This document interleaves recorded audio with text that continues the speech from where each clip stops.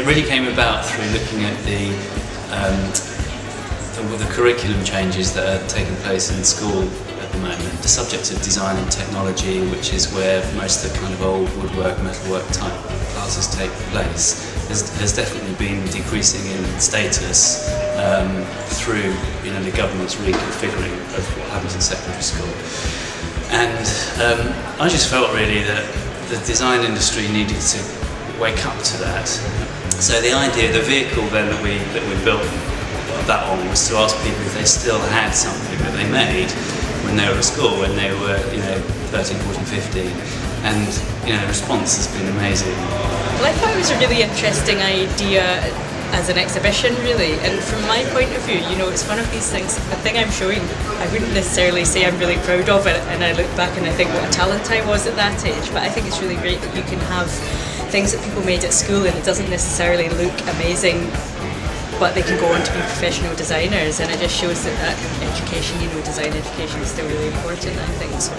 Learning through making, I think, is really crucial. Whether you become a designer or anything else, I think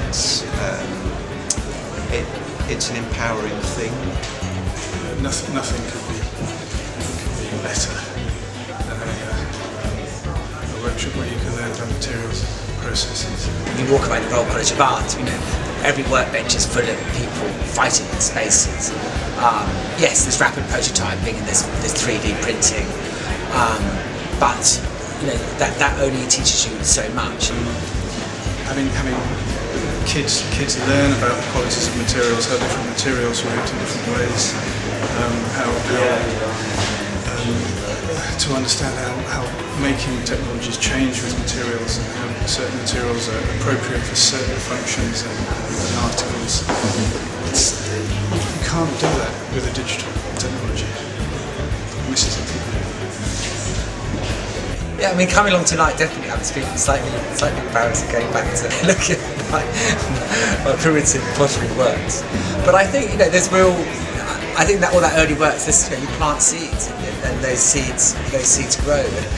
I feel that designing and making is not just about training people to be designers, but it's about training people to be whole people, really, and to have a whole set of skills. Whether you become a politician or a bicycle mechanic, I think there's an awful lot there, which is slowly getting eroded, isn't it, in a lot of education. So I think it's timely and it's a fantastic thing to kind of flag up, champion, and provoke discussion about.